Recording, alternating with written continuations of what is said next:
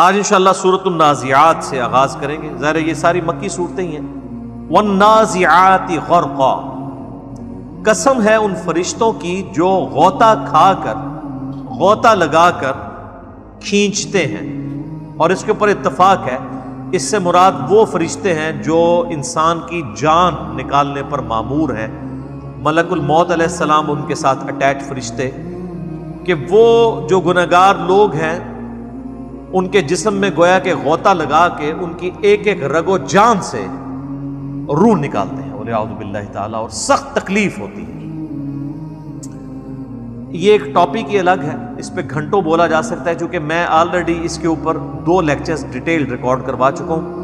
مسئلہ number 117A اور 117B. 117A جو ہے وہ عذاب قبر سے ریلیٹڈ 10 آیات میں نے قرآن حکیم کے مختلف پورشن سے کور کی تھی، اور 117B میں 17 صحیح الاسناد حدیث اکثر بخاری اور مسلم سے عذاب قبر سے ریلیٹڈ، اور نیک بندے کی جب روح نکلتی ہے اس کے ساتھ کیا معاملات ہوتے ہیں، برے بندے کی روح جب نکلتی ہے اس کے ساتھ کیا ایشوز ہوتے ہیں. اس حوالے سے ڈیٹیل احادیث آپ کو سنن نبی داؤد کے اندر اور سنن نسائی کے اندر ملیں گی، کہ جب ایک نیک بندے کی روح نکالنے کا وقت آتا ہے تو فرشتے کس فارم میں اس کے سامنے آتے ہیں، اس کو کس پروٹوکول کے ساتھ اللہ کے حضور پیش کرتے ہیں. وہ خود آمادہ ہو جاتا ہے اس بات پہ کہ اس کی روح نکالی جائے. صحیح بخاری میں حدیث ہے، بڑی لمبی حدیث ہے، اس کا ایک پورشن ہے. اللہ تعالیٰ فرماتا ہے کہ مجھے کسی کام میں تردد نہیں ہوتا، ریلکٹنٹ میں نہیں ہوتا، ہچکچاہٹ مجھے نہیں آتی کوئی کام کرتے ہوئے، سوائے ایک کام کے کہ جب مجھے اپنے کسی نیک بندے کو موت دینی ہوتی ہے. وہ زندگی کو پسند کر رہا ہوتا ہے اور میں اسے اپنے پاس لانا چاہتا ہوں. ظاہر ہے دنیا میں کوئی انسان نہیں ہے جسے زندگی محبوب نہ ہو. اگر زندگی محبوب نہ ہو تو زندہ رہنے کی تڑپ ہی ختم ہو جائے. تو صحیح بخاری کی اس حدیث کے الفاظ ہیں کہ میں بھی ہچکچاہٹ محسوس کرتا ہوں کہ میرا بندہ موت کو پسند نہیں کرتا اور میں اسے موت دینا چاہتا ہوں. تو اسی کی ڈیٹیلز آپ کو سنن نبی داؤد میں اور سنن نسائی میں ملیں گی کہ فرشتے بڑی اچھی شکل میں نیک بندے کے پاس آتے ہیں. اس کے یعنی یہاں پر ریشمی رومال لا کے رکھا جاتا ہے، پورے پروٹوکول کے ساتھ فرشتے اسے آخرت کی طرف ابھارتے ہیں کہ تمہارا رب تمہارے انتظار میں ہے، حتیٰ کہ وہ خود پھر خواہش کرتا ہے کہ میری روح نکالی جائے. یا ایتھا النفس المطمئنہ ارجعی الی ربک راضیۃ مرضیہ فادخلی فی عبادی وادخلی جنتی. اے اطمینان والی جان، اپنے رب کی طرف لوٹ اس حال میں کہ تو اپنے رب سے راضی اور تیرا رب تجھ سے راضی. آ میرے نیک بندوں میں داخل ہو اور میری جنت میں آ جا. اور بالکل سائملٹینیس کنٹراسٹ انہی احادیث میں ابو داؤد اور نسائی کی آتا ہے کہ جو بدکار انسان ہے اس کی روح جب قبض کی جاتی ہے تو اس پہ بڑا یعنی برا وقت ہوتا ہے. اسی وقت اس کے اوپر نزع کا عالم طاری ہو جاتا ہے، تکلیف کا عالم شروع ہو جاتا ہے. تو ظاہر ہے کہ فرشتے اللہ کی طرف سے مامور ہیں روح نکالنے کے اوپر. تو پہلی آیت میں ان لوگوں کی روح نکالنے کا ذکر ہے کہ جو بدکار لوگ ہیں. والنازعات غرقا، قسم ہے ان فرشتوں کی جو غوطہ لگا کر کھینچ لیتے ہیں. والناشطات نشطا، اور قسم ہے ان کی جو آسانی کے ساتھ بند کھول دیتے ہیں. نیک بندے کی روح اس طرح نکلتی ہے جیسے مکھن میں سے بال نکل جاتے ہیں، جیسے مشکیزے کی کسی نے گرہ کھول دی، بڑی آسانی کے ساتھ اس کی روح نکل جاتی ہے. والسابحات سبحا، اور قسم ہے ان فرشتوں کی جو تیزی سے تیرنے والے ہیں، یعنی وہ انسان کے اندر گھس کے اس کی روح کو نکالتے ہیں نا. والسابقات سبقا، اور قسم ہے ان فرشتوں کی جو سبقت لے جانے والے ہیں، اللہ تبارک و تعالی کے حکم کی پیروی میں سبقت لے جانے والے، یعنی فرشتے اللہ تعالیٰ کی طرف سے مامور ہیں اس کے حکم کی پیروی کرنے کے لیے، اور وہ ہر وقت تیار رہتے ہیں کہ ہمارے رب کی طرف سے ہمیں حکم آئے اور ہم اس حکم کی پیروی اختیار کریں. فالمدبرات امرا، اور پھر وہ ہر کام کا انتظام کرنے والے ہیں، یعنی اللہ تعالیٰ جو تدبیر مقرر کرتا ہے فرشتوں کے لیے، ان کو جو ڈیوٹیز اسائن کرتا ہے وہ کام کرتے ہیں. یہ دنیا میں بھی جتنے کام ہو رہے ہیں نا، اللہ تعالیٰ نے ان کے اوپر فرشتے مامور کیے ہیں. بارش برسانے کے اوپر بھی فرشتے ہیں جو بادلوں کو ہانک کر لے کر آتے ہیں. لیکن کسی مسلمان کے ذہن میں بھی کبھی یہ وسوسہ نہیں آیا کہ ہم فرشتوں سے ریکویسٹ کریں کہ فرشتوں بارش برسا دو کہ گرمی کا موسم قریب آ رہا ہے. کبھی کسی نے کہا ہے؟ تو ڈیوٹی تو لگی ہوئی ہے. کہتے ہیں بزرگوں کی اللہ نے ڈیوٹیاں لگائی ہوئی ہیں. اور بھائی فرشتوں کی بھی اللہ نے ڈیوٹیاں لگائی ہوئی ہیں. تو بارش فرشتوں سے مانگتے ہو یا اللہ سے؟ اللہ سے.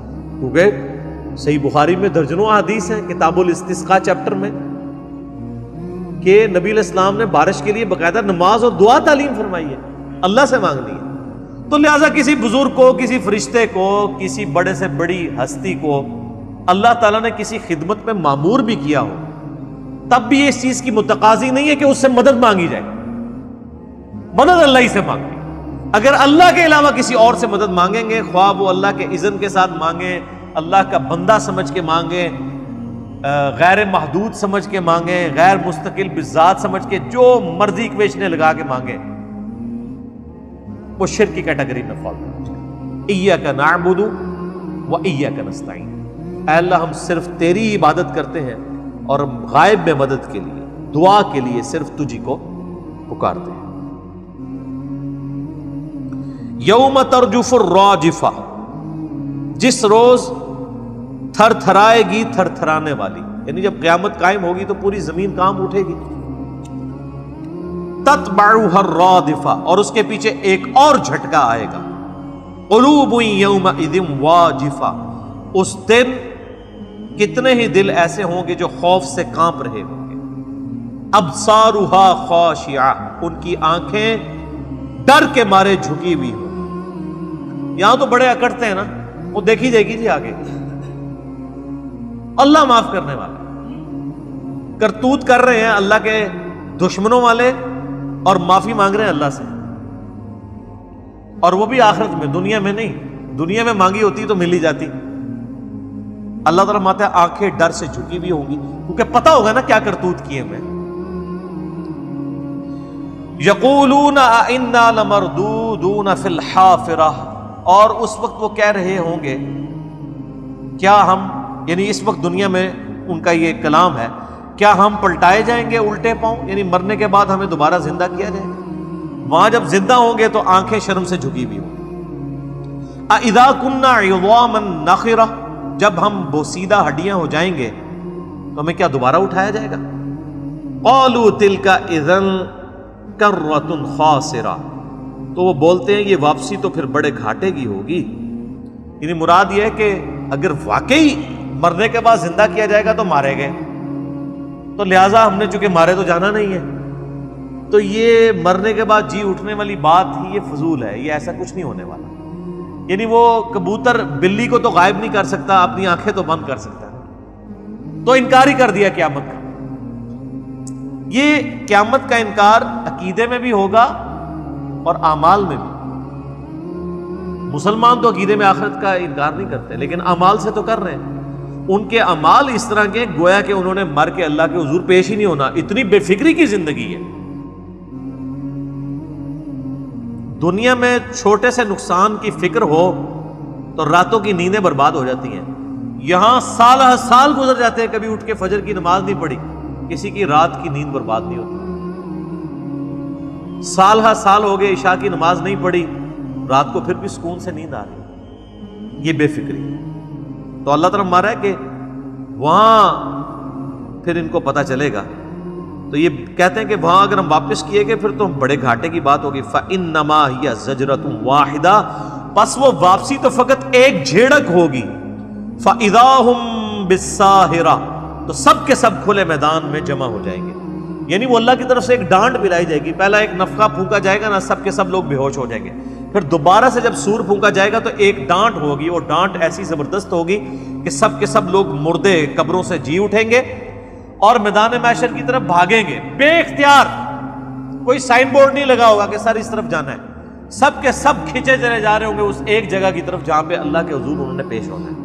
اور اللہ اس کو کیا فرما رہا ہے؟ فَإِنَّمَا هِيَ زَجْرَةٌ وَاحِدَةٌ، وہ ایک جھڑک ہوگی، ایک جھڑک، سب کے سب جمع ہوں گے. فَإِذَا هُمْ بِالسَّاهِرَةِ، سب کے سب کھلے میدان میں جمع ہو جائیں گے۔ اب یہ قیامت کے دن کا نقشہ کھینچا گیا۔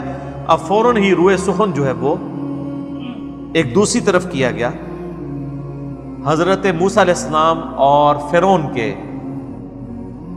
جو معاملات ہوئے تھے اس کی طرف۔ اور قرآن حکیم کا اسلوب یہی ہے کہ اس میں کسی بھی صورت کے اندر آپ کو بوریت نہیں آتی۔ ایک ٹاپک ڈسکس ہوتا ہے تو ملٹیپل ڈائریکشن میں چیزیں ڈسکس ہو رہی ہوتی ہیں۔ حل اتاک حدیث موسیٰ، اے نبی کیا آپ کے پاس موسیٰ علیہ السلام کی خبر پہنچی ہے؟ اذ ناداہ ربہ بالواد المقدس طویٰ، جبکہ انہیں ان کے رب نے طویٰ کی مقدس وادی میں پکارا تھا۔ یہ ڈیٹیل سے ذکر سورہ قصص میں، سورۃ الاعراف میں اور کئی سورتوں میں، بلکہ قرآن حکیم میں سب سے زیادہ ذکر ہی حضرت موسیٰ علیہ السلام کا۔ جب یہ مدین سے واپس آ رہے تھے اپنی بیوی کے ساتھ، تو ایک طویٰ نامی جنگل میں انہوں نے پڑاؤ کیا اور سخت سردیاں تھیں، تو اپنی بیوی سے کہا کہ تم یہاں پہ رکو، میں کوئی آگ کا انگارہ لے کے آتا ہوں تاکہ ہم بھی آگ جلا کے یہاں پہ آگ تاپ سکیں۔ پرانے زمانے میں تو ظاہر ہے اس طرح ماچس وغیرہ تو نہیں ہوتی تھی، اور پتھروں کے ساتھ آگ جلانا ایک مشکل کام تھا۔ سب سے آسان ذریعہ یہ تھا کہ جہاں پہ آگ جل رہی ہو تو وہاں سے آگ کا کچھ حصہ لیا جائے۔ آج بھی گاؤں ایریا کے اندر لوگ آگ سلگانے کے لیے آپ دیکھیں تو دوسروں سے مانگ کے لے آتے ہیں، کم از کم حکا سلگانے کے لیے تو لے ہی آتے ہیں، کوئلے لے آتے ہیں۔ تو انہوں نے دور سے ایک درخت میں سے آگ نکلتی ہوئی دیکھی، جو سورہ قصص میں اور سورہ اعراف اور باقی سورتوں میں ڈیٹیل آتی ہے وہ آگ نہیں تھی، وہ آگ معلوم ہو رہی تھی۔ تو جب وہ اس کے قریب گئے تو پھر اللہ تعالیٰ نے ان کے ساتھ کلام کیا اس طویٰ کی مقدس وادی میں۔ اذهب الى فرعون، جاؤ فرعون کی طرف، انہ طغی، وہ بہت سرکش بن چکا ہے۔ یعنی حضرت موسیٰ علیہ السلام کی عمر مبارک اس وقت 40 سال تھی۔ پیدائشی طور پہ تو پیغمبر تھے، لیکن رسالت کے لیے مبعوث اس وقت ہوئے۔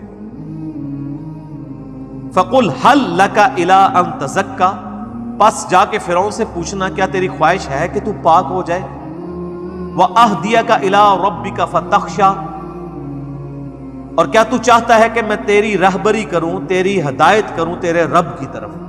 تو تو سرکش ہو چکا ہے، تو میرے ریپریزنٹیٹو بن کے موسیٰ علیہ السلام کو اللہ تعالیٰ نے فرمایا تم میرے ریپریزنٹیٹو نمائندہ بن کے فرعون کے پاس جاؤ اور اسے کہو کہ اگر تمہیں کوئی خوف ہے تو میں تمہیں ہدایت کا راستہ دکھاؤں، تم کس گمراہی کے اندر پڑے ہو۔ فَأَرَاهُ الْآيَةَ الْكُبْرَىٰ، بس انہوں نے جا کر ان کو بڑی نشانیاں دکھائیں۔ دو بڑی نشانیاں سورہ اعراف میں آئی ہیں جو بڑی نشانیاں تھیں دو۔ ایک تو اللہ تعالیٰ نے ان کے ہاتھ میں جو عصا تھا وہ پھینکتے تھے وہ اژدہا بن جاتا تھا۔ پلانٹ کنگڈم اینیمل کنگڈم میں بدل رہا ہے۔ انبلیویبل چیز ہے یہ، سائنٹیفکلی امپاسبل ہے، یہ معجزہ ہی ہو سکتا ہے، عقل کو عاجز کرنے والی چیز۔ اور دوسرا، وہ اپنا ہاتھ اپنی بغل میں یوں داخل کرتے تھے، یوں نکالتے تھے تو گویا وہ سورج کی طرح روشن ہو جاتا تھا، حد نگاہ تک روشنی، ابھی کوئی انسان کر کے تو نہیں دکھا سکتا۔ یہ دو بڑے معجزات تھے جو حضرت موسیٰ علیہ السلام کو نشانی کے طور پہ اللہ تعالیٰ نے دیے کہ اس کی بنیاد پہ وہ کلیم کریں کہ میں اللہ کا ریپریزنٹیٹو ہوں۔ اس نے تو ظاہر ہے اس کی تو مت ماری ہوئی تھی، اس کی چودراہٹ سٹیک پہ لگی ہوئی تھی، اس نے بھی سمجھا کہ شاید یہ کوئی جادوگر ہے، اور پھر آپ کو پتہ ہے اس نے جادوگروں کو اکٹھا کیا اور ایک دن مقرر کیا، انہوں نے اپنی رسیاں پھینکی، وہ لوگوں کو سانپ نظر آئیں حالانکہ سانپ نہیں تھی۔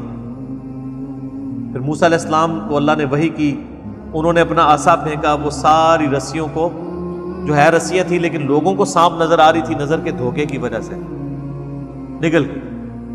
تو جادوگر تو فوراً ہی مان لیا، ان کو پتا چل گیا کہ یہ جادوگر نہیں ہے، اور جس نے جادوگر ہائر کیے ہوئے تھے اس نے بجائے بات قبول کرنے کے اس نے نیا لیم ایکسکیوز ڈیوائز کر لیا، اس نے کہا کہ یہ موسیٰ لگتا ہے تمہارا ہی بڑا ہے، تمہیں بھی اس نے ہی سکھایا ہوا ہے۔ دیکھیں کیا کدھر کی بات کدھر لگا دی۔ جب بات نہ ماننی ہو دل بے ایمان تے اجتا ٹیر، جب بات نہ ماننی ہو تو آپ جھوٹے بہانے بے شمار گھڑ لیں۔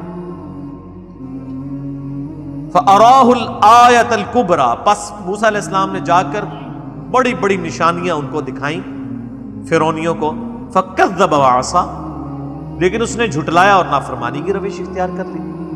ثم ادبر یسعی، پھر وہ روگرداں ہو کر فتنہ انگیزی میں کوشاں ہو گیا، بجائے بات ماننے کے الٹا موسیٰ علیہ السلام کے قتل کے فتوے جاری کرنے شروع کر دی. فحشر فنادا، پھر اس نے ساری اپنی جو سلطنت کے لوگ تھے ان کو جمع کیا. فقال انا ربکم الاعلی، اور کہنے لگا میں ہوں سب سے بڑا تمہارا رب. نعوذ باللہ من ذلک. اچھا یہ جو وہ رب کا دعویٰ کرتا تھا نا، وہ کریٹر آف یونیورس ہونے کا دعویٰ نہیں کر رہا تھا. سب کو پتا تھا فرعون پیدا ہوا ہے. فرعون تو ایک ٹائٹل ہے. مصر کے بادشاہ فرعون کہلاتے تھے، روم کے بادشاہ کیسر کہلاتے تھے، اور پرشین امپائر کے بادشاہ جو تھے کسرا کہلاتے تھے. حبشہ کے جو حکمران تھے وہ نجاشی کہلاتے تھے. یہ ٹائٹلز فرعون 1، فرعون 2، فرعون 3، اس طرح نسل در نسل. ظاہر ہے سب کو پتا تھا یہ پیدا ہوا ہے، یہ کریٹر آف دا یونیورس تو نہیں ہے. وہ رب ہونے کا دعویٰ کیا کرتا تھا کہ میں حکمران ہوں، سیاسی حکومت اور سیاسی رب ہونا وہ کلیم کرتا کہ سارا اختیار میرے پاس ہے. جس طرح آج بھی آپ دیکھیں نا، کوئی حکمران بنتا ہے تو اس کی آپ اکڑ دیکھیں کس لیول پہ ہے. میں یہ کر دوں گا، میں کسی کو نہیں چھوڑوں گا. بس وہ رب نہیں کہہ رہے ہوتے، باقی سب کچھ کر رہے ہوتے. اور اپنا حال یہ ہوتا ہے وہ اپنے آپ کو پیش کرنے کے لیے تیار نہیں ہوتے، باقیوں کے لیے کہہ رہے ہوتے ہیں کہ میں اس کو ایسے کر دوں گا، اس کو ایسے کر دوں گا. تو اس نے کہا میں ہوں تمہارا رب. نعوذ باللہ. اور سورہ الزخرف میں ڈیٹیل ملتی ہے کہ وہ پھر کہتا ہے کہ دیکھو یہ جتنا نہری نظام ہے مصر کا، جو دنیا کی زرخیز ترین سرزمین تھی اس وقت بھی اور آج بھی، اسی لیے تو مصر پھر تمدن میں بہت اوپر چلا گیا تھا. تو یہ دیکھو ساری نہریں میرے حکم کے نیچے بہتی ہیں، سب جگہ میری حکومت ہے. تو رب تو میں ہوں. کیا میری اطاعت اختیار کرو گے یا اس شخص کی کہ جو بات کرنے میں بھی لکنت ہے جس کی زبان میں؟ بولے اعوذ باللہ. پھر اللہ تو اللہ ہے نا جی. اللہ وہ ہے کہ جو ایک ایسے شخص کو جس کی زبان میں بھی لکنت ہے، اس سے 300 سال کی فرعونیوں کی حکومت الٹوا دیتا ہے. نہتا شخص سیدنا موسیٰ علیہ السلام، کیونکہ پیچھے اللہ ہے نا.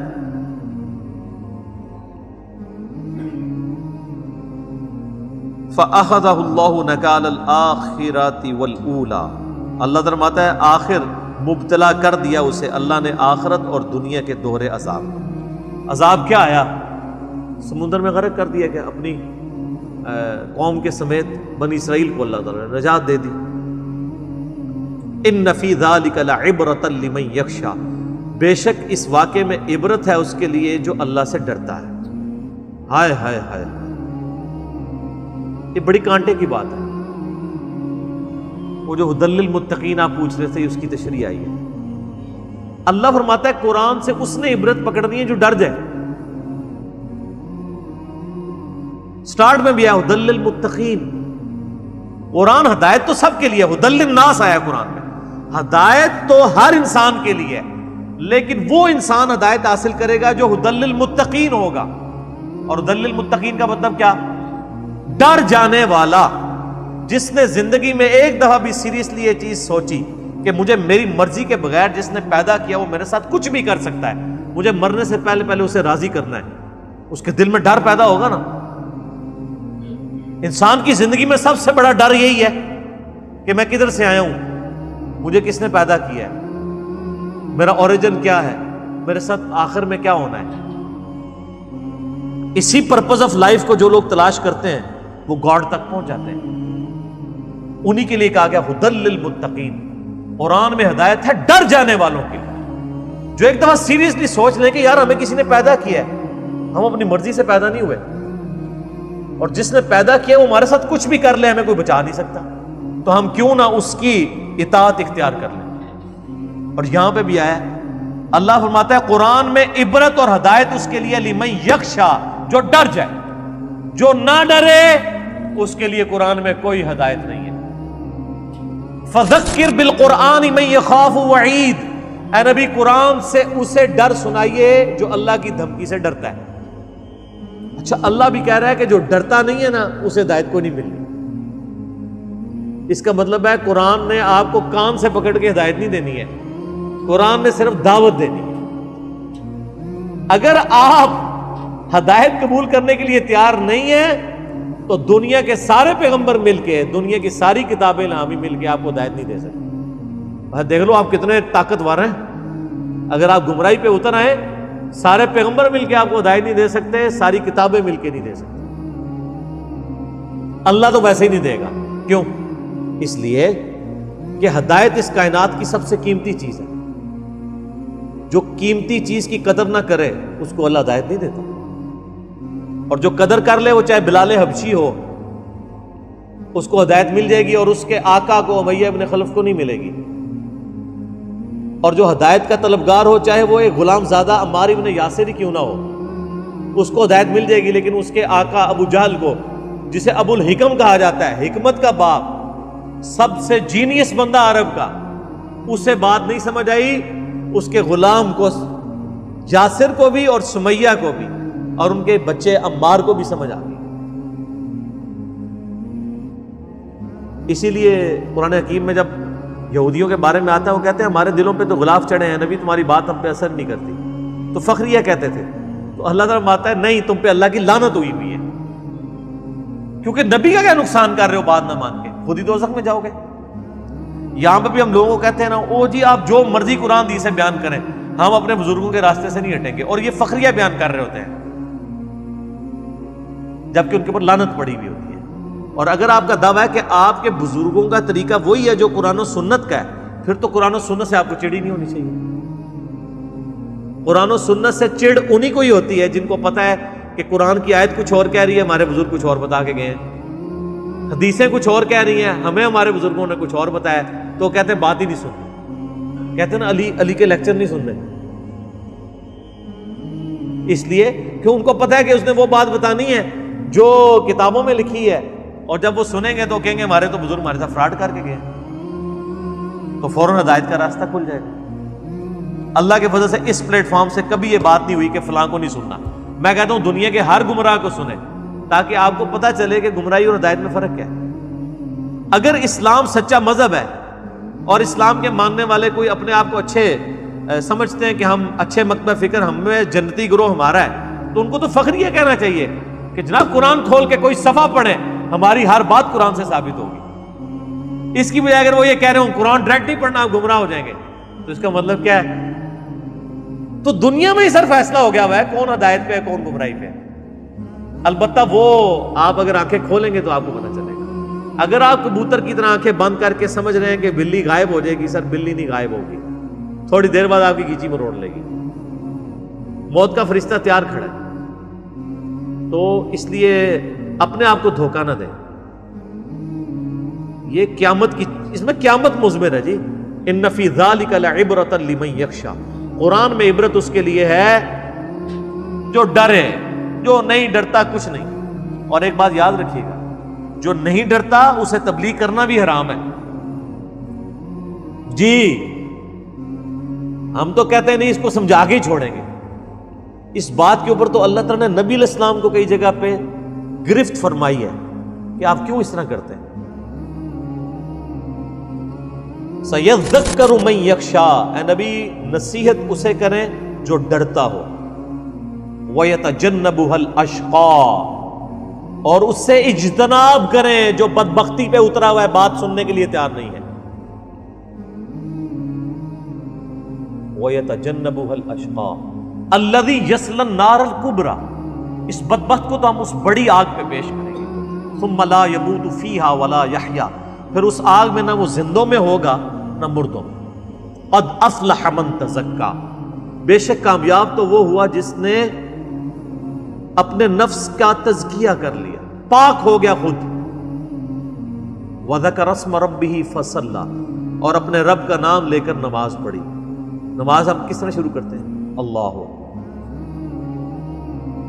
بل تؤثرون الحیات الدنیا، لیکن اکثر اصل مرض تمہارا یہ ہے کہ تم دنیا کی زندگی کو پرائورٹی دیتے ہو۔ والآخرۃ خیر وابقیٰ، جبکہ آخرت بہتر بھی ہے اور ہمیشہ رہنے والی بھی ہے۔ ان ھذا لفی الصحف الاولیٰ، یہی ایک یونیورسل ٹروتھ، کانٹے کی بات تھی جو ساری الہامی کتابوں میں تھی جو اس سے پہلے نازل ہوئی۔ صحف ابراہیم و موسیٰ، چاہے قرآن سے پہلے حضرت موسیٰ علیہ السلام کے صحیفے ہوں یا حضرت ابراہیم علیہ السلام کے صحیفے، ایک ہی کانٹے کی بات تھی، کیا کہ دنیا کی زندگی عارضی ہے، آخرت کی زندگی ہمیشہ کے لیے رہنے والی۔ تو وہاں پہ بھی آیا کہ اے نبی آپ اس کو نصیحت کریں جو ڈر جائے، اور جو ڈرنا نہیں چاہتا اس کے لیے کیا حکم ہے؟ وَإِذَا خَاطَبَهُمُ الْجَاهِلُونَ قَالُوا سَلَامًا، جاہلوں سے واسطہ پڑے تو ان کو کہ السلام علیکم سر، سلام میں متارکت۔ میرا یوٹیوب پہ کلپ بھی ہے، علماء اور جہلاء دونوں ناقابل اصلاح ہیں، کیونکہ بکے ہوئے ہیں، ان کو کوشش نہ کرے سیدھا کرنے کی، الٹا آپ کے لیے وہ بالے جان بن رہے۔ دعوت ضرور دیں لیکن دعوت ایک بار ہوتی ہے بس۔ نبی علیہ السلام کو بھی قرآن حکیم میں کتنے سخت الفاظ میں کہا گیا فَلَعَلَّكَ بَاخِعٌ نَفْسَكَ عَلَىٰ آثَارِهِمْ إِن لَّمْ يُؤْمِنُوا بِهَٰذَا الْحَدِيثِ أَسَفًا، اے نبی اپنی جان کو ہلاک کر لو گے اس غم میں کہ لوگ ہدایت نہیں قبول کر رہے۔ طٰہَ مَا أَنزَلْنَا عَلَيْكَ الْقُرْآنَ لِتَشْقَىٰ، اے نبی قرآن اس لیے نازل نہیں کیا کہ آپ مشقت میں پڑھ دیں۔ مَا أَنزَلْنَا عَلَيْكَ الْقُرْآنَ لِتَشْقَىٰ، مشقت میں نہیں ہے، بلکہ یہ تو اس لیے نازل کیا کہ تاکہ جو نصیحت حاصل کرنا چاہتا ہے وہ نصیحت حاصل کرے، آپ اس کو نصیحت کریں۔ اس بات کو سمجھنا ضروری ہے، آپ کا کام صرف دعوت دینا ہے، ہدایت نہیں دینی۔ ہدایت اللہ نے دینی ہے اور اس کو دینی جو ہدایت لینا چاہے۔ وَالَّذِينَ جَاهَدُوا فِينَا لَنَهْدِيَنَّهُمْ سُبُلَنَا، جو لوگ ہماری راہ میں کوشش کریں گے ان کو ہم ہدایت دیں گے، جو کوشش نہیں کرنا چاہتے جائیں دفع ہو جائیں۔ وہ اللہ تعالیٰ کوئی انسان سے بھیک تو نہیں مانگ رہا نعوذ باللہ کہ تم میرے راستے پہ آؤ، وہ تو بے پرواہ ہے، پوری انسانیت جنت میں چلے جائے تو کیا اللہ تعالیٰ کی جنت تھوڑ جائے گی؟ پوری انسانیت دوزخ میں چلی جائے، کیا اللہ تعالیٰ کو دوزخ میں کوئی کمی محسوس ہوگی؟ اللہ کو کوئی فرق نہیں۔ اَأَنتُمْ أَشَدُّ خَلْقًا أَمِ السَّمَاءُ بَنَاهَا، کیا تمہیں پیدا کرنا مشکل ہے یا آسمان کا بنانا؟ تو جس اللہ نے آسمانوں کو پیدا کیا ہے وہ تمہیں مرنے کے بعد دوبارہ زندہ نہیں کر سکتا۔ رَفَعَ سَمْكَهَا فَسَوَّاهَا، اس نے اس کی چھت کو خوب اونچا کیا اور پھر اسے درست کر دیا۔ وَأَغْطَشَ لَيْلَهَا وَأَخْرَجَ ضُحَاهَا، اور تاریک کیا اس کی رات کو اور روشن کیا اس کے دن کو۔ وَالْأَرْضَ بَعْدَ ذَلِكَ دَحَاهَا، اور اس کے بعد زمین کو بھی بچھونا بنایا، زمین کو اس قابل بنایا کہ وہ سٹیبل ہو۔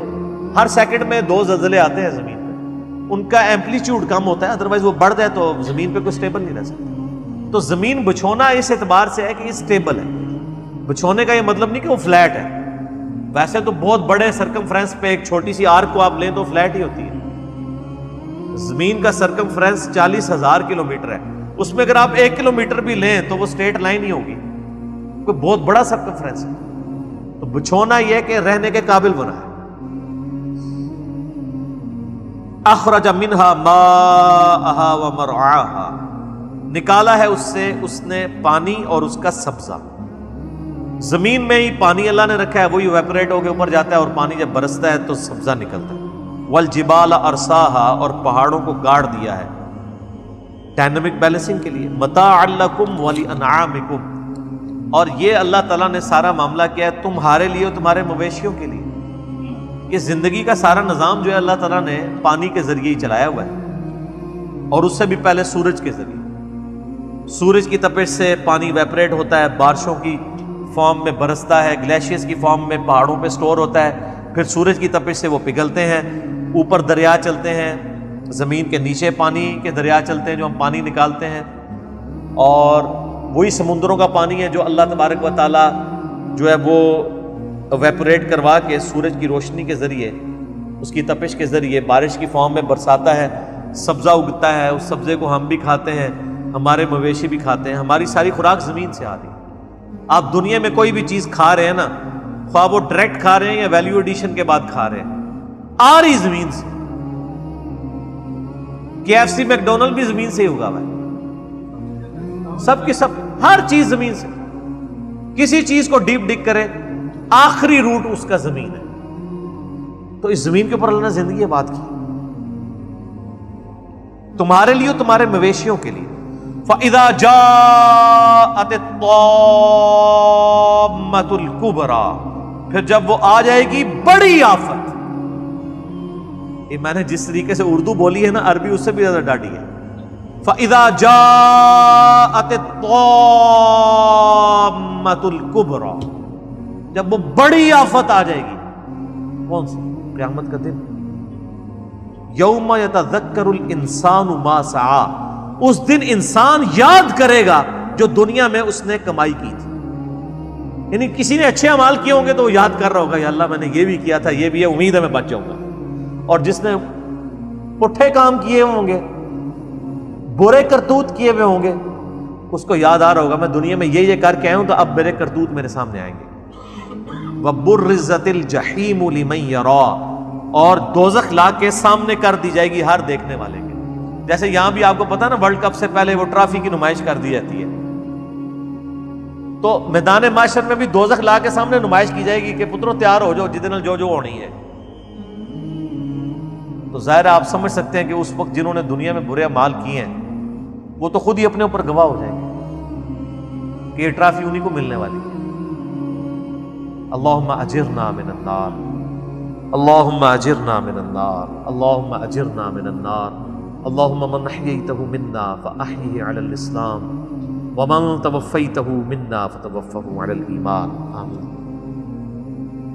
اب جناب یونیورسل ٹروتھ آ رہا ہے اللہ کی طرف سے، بالکل مختصر 2-4 جملوں میں پوری کی پوری قیامت مضمر ہے. پورا فلسفہ آ گیا دین کا. فَأَمَّا مَن طَغَىٰ، پس جس نے بھی دنیا میں سرکشی کی، وَآثَرَ الْحَيَاةَ الدُّنْيَا، اور دنیا کی زندگی کو پرائورٹی دی، ترجیح دے دی، فَإِنَّ الْجَحِيمَ هِيَ الْمَأْوَىٰ، تو اس کا ٹھکانہ ہوگا دوزخ. 3 جملوں میں پوری الہامی کتابوں کی دعوت کا خلاصہ.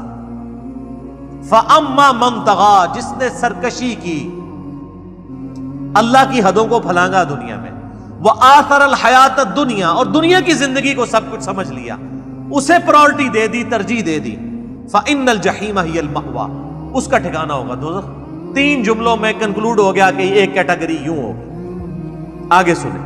وَأَمَّا مَنْ خَافَ مَقَامَ رَبِّهِ، اور جو پوری زندگی ڈرتا رہا کہ اسے اپنے رب کے حضور کھڑا ہونا ہے. وَنَهَى النَّفْسَ عَنِ الْهَوَىٰ، اور اپنے نفس کو خواہشات سے روکی رکھا. ہر وہ بری خواہش جو اللہ کی نافرمانی کے اوپر مشتمل ہے اسے روک کے رکھا. فَإِنَّ الْجَنَّةَ هِيَ الْمَأْوَىٰ، اس کے لیے جنت ٹھکانہ ہوگا. سمپل. 3 جملوں میں دوزخیوں کا ذکر اور 2 جملوں کے اندر جنتیوں کا ذکر ہوگا. سر یہ 5 آیات ہی ہوتی نا، صرف قرآن نہ بھی نازل ہوتا، یہ انسانیت کی ہدایت کے لیے کافی تھا. ساری نبیوں کی دعوت کا خلاصہ یہی ہے کہ جس نے دنیا میں سرکشی کی، خدا کی نافرمانی کی، دنیا کی زندگی کو ترجیح دی، باقی جو دنیا کی ضرورتیں ہیں تو آپ نے پوری کرنی، ترجیح دے دی آخرت کے اوپر، حلال و حرام کی تمیز گنوا دی، اللہ کی نافرمانی کی، حقوق العباد پورے نہیں کیے، اس کا ٹھکانہ دوزخ. اور جو شخص ڈرتا رہا ہر وقت کہ میں نے یہ کام کیا تو مجھے اللہ کو جواب دینا ہوگا تو میں بچ جاؤں، اور یہ کام نہ کیا تو اللہ کو جواب دینا ہوگا، میں اس کے اوپر استقامت اختیار کروں فرائض کے اوپر، تو اللہ فرماتا ہے اس کا جنت ٹھکانہ. اللہ خیر صلی اللہ. یہ ٹوٹل دعوت کا خلاصہ. اسی لیے صورتیں شروع میں نازل ہوئی تھی، اسی لیے تو بھوچال آ گیا تھا نا پھر کہ یہ کون سی دعوت کھڑی ہوگی. تو قرآن حکیم میں یہ بالکل اینڈ پہ جو صورتیں جو ہے مصحف کی ترتیب میں شروع میں نازل ہوئی. یسألونک عن الساعۃ ایان مرساہا، اے نبی آپ سے پوچھتے ہیں کہ قیامت کب قائم ہوگی. اور بھائی قیامت کی تیاری کرو، تاریخ اور ڈیٹ پوچھنے کی کیا ضرورت ہے. فیما انت من ذکراہا، اے نبی اس کا آپ سے کیا تعلق، یعنی آپ نے نہ قیامت آپ نے برپا کرنی ہے نہ آپ کو ہم نے اس لیے دنیا میں بھیجا ہے کہ آپ لوگوں کو یہ بتائیں کہ قیامت کون سے سن میں آنی ہے اور کون سی تاریخ کو آنی ہے. آپ کا کام تو صرف قیامت سے ڈر سنانا ہے. الی ربک منتہاہا، یہ تو آپ کے رب کے پاس ہے. وَيَقُولُونَ مَتَىٰ هَٰذَا الْوَعْدُ إِن كُنتُمْ صَادِقِينَ، سورہ ملک میں آتا نا، یہ پوچھتے ہیں کہ وہ وعدے کا دن کب آئے گا، اگر سچے ہو تو بتاؤ. تو قُلْ إِنَّمَا الْعِلْمُ عِندَ اللَّهِ وَإِنَّمَا أَنَا نَذِيرٌ مُبِينٌ، اے نبی فرماؤ قیامت کا علم تو اللہ کے پاس ہے، میں تو صرف ڈر سنانے کے لیے آیا ہوں۔ الی ربک منتہاہا، اس کی انتہا تو آپ کے رب کی طرف ہے، وہ جب چاہے گا آئے گی، میرے پاس تو کوئی، انما انت منذر من یخشاہا، میں تو صرف خبردار کرنے والا ہوں اس شخص کو جو ڈر جائے قیامت سے۔ پھر وہی الفاظ آگے، یعنی نبی کی ہدایت کا فائدہ کسے ہے؟ جو ڈر جائے، جو نہ ڈرے کوئی فائدہ نہیں۔ سر آپ نے برتن ہی الٹا کیا ہوا ہے، پیغمبر مشکیزہ کیا پورا سمندر بھی الٹ دے اس میں تو نہیں جائے گا۔ ہدایت اس کے لیے جو اپنا برتن سیدھا کرے، یہ ہے ہدی للمتقین۔ ہدی للمتقین ایک عام شخص بھی ہو سکتا ہے، اور بڑے سے بڑا نیکوکار دنیا کی نظر میں داڑھی پگڑی والا، اپنے لبادے سے دھوکہ دینے والا شخص ہدی للمتقین نہیں ہو سکتا۔ اس نے دین کو پروفیشن سمجھا ہوا ہے۔ جس طرح آپ کپڑا بیچتے ہیں وہ دین بیچ رہے ہیں، آپ نے جوتیوں کی دکان کھولی ہے، اس نے مدرسہ کھولا ہوا۔ یہ لادہ بات ہے کہ آپ کا مہینے کا خرچہ نہیں پورا ہوتا، وہ روزانہ چھوٹا گوشت کھاتا ہے، کیونکہ آپ بکرے جا کے دیتے ہیں، آپ پورا مہینہ جو محنت کرتے ہیں آپ جا کے ایک کالا بکرا ادھر دے دیتے ہیں، وہ کھا رہا ہوتا ہے۔ اور پھر بھی دین آپ کو ٹیمپرڈ فارم میں پیش کر رہا ہوتا ہے، اور پھر آپ کو ممبر پہ چڑھ کے یہ بھی کہہ رہا ہوتا ہے قرآن حدیث ڈائریکٹ نہ پڑھنا، گمراہ ہو جاؤ گے۔ ان چیزوں کی تنخواہیں آپ ان لوگوں کو دے رہے ہیں۔ پنجابی میں جو محاورہ ہے نا، کتی چورنا نہ لی ہے۔ کتا کیوں پالا جاتا ہے؟ گھر کی حفاظت کے لیے، اسی لیے پالا جاتا ہے۔ اور اگر کتا ہی چوروں کو بتائے کہ قیمتی مال فہاں رکھا ہوا، تو اس کو پنجابی میں کہا جاتا ہے کتی چورنا نہ لی ہے۔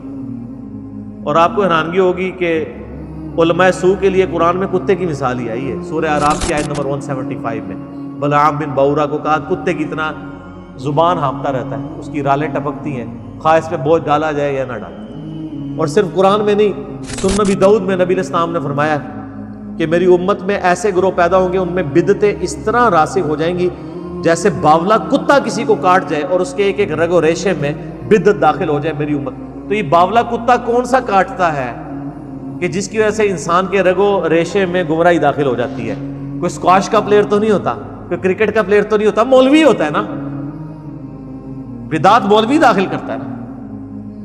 تو نبی علیہ السلام نے بھی کتے کی مثال بیان کی، قرآن میں بھی کتے کی مثال۔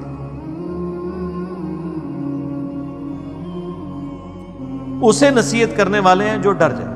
کأنہم یوم یرونہا، جب وہ قیامت کو اس دن دیکھیں گے تو کیا حال ہوگا؟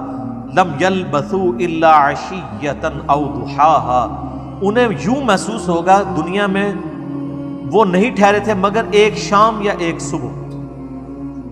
ان کو لگے گا کہ دنیا کی زندگی تو بس ایک دن کی تھی، اصل زندگی یہ تو قیامت کا دن ہی جب 50,000 سال کا دن ہے، اور ایوریج لائف اگر کسی کی 60 سال ہو تو وہ 3.5 منٹ کی زندگی بنتی ہے آخرت کے دن کے مقابلے میں۔ تو قیامت کے دن انسان کہے گا شاید میں دنیا میں تو ایک دن یا ایک رات ہوں۔ اس سے بھی بڑھ کے صحیح مسلم میں جو نقشہ کشی کھینچی گئی ہے نا، نبی علیہ السلام فرماتے ہیں قیامت والے دن اللہ تعالیٰ ایک مفلس اور نادار شخص کو بلائے گا جس نے دنیا میں بڑی مشکل کی زندگی گزاری ہوگی لیکن اللہ کا تابع فرمان رہا ہوگا۔ غربت کے باوجود اس نے اللہ کی نافرمانی نہیں کی ہوگی، نمازیں نہیں چھوڑی ہوں گی، حلال و حرام کی تمیز نہیں چھوڑی ہوگی، اگرچہ وہ حرام کما کے امیر بھی ہو سکتا تھا۔ اللہ تعالیٰ فرشتوں کہے گا اسے ایک پھیرا ذرا جنت کا لگوا دو۔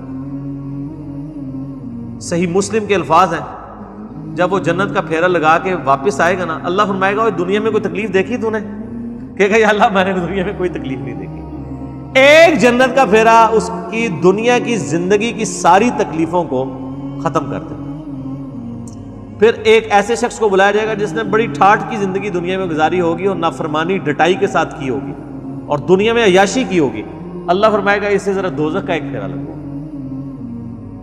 اسے جب دوزخ کا پھیرا لگایا جائے گا نا، اللہ فرمائے گا کیا دنیا میں تو نے کوئی خیر کا دن دیکھا؟ وہ کہے گا یا اللہ تیری عزت کی قسم دنیا میں نے کوئی خیر دیکھی نہیں۔ وہ دوزخ کو دیکھ کے دنیا کی ساری عیاشی کے 60-70 سال بھول جائے گا۔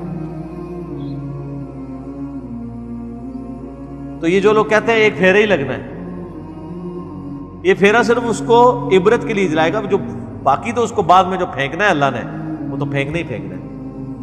میرا فکر آخرت کے اوپر زندگی کا آپ سمجھ لیں اہم ترین لیکچر ہے مسئلہ 196، کاش میں دنیا میں واپس جا سکتا۔ سر وہ لیکچر دیکھنے والا ہے، جس کیفیت میں نے ریکارڈ کروایا ہے وہ کیفیت شاید دوبارہ اس طریقے سے طاری ہونا بھی مشکل ہو۔ ایک میت کے اوپر میں نے وہ لیکچر ریکارڈ کروایا تھا، مسئلہ 196، کاش میں دنیا میں واپس جا سکتا۔ ایک دفعہ ضرور زندگی میں ٹائم نکال کے وہ ویڈیو دیکھیں۔ تو آخرت میں جا کے انسان کو یہ لگنا ہے میں نے دنیا میں تو بڑا تھوڑا وقت گزارا ہے، اصل زندگی تو آخرت کی زندگی۔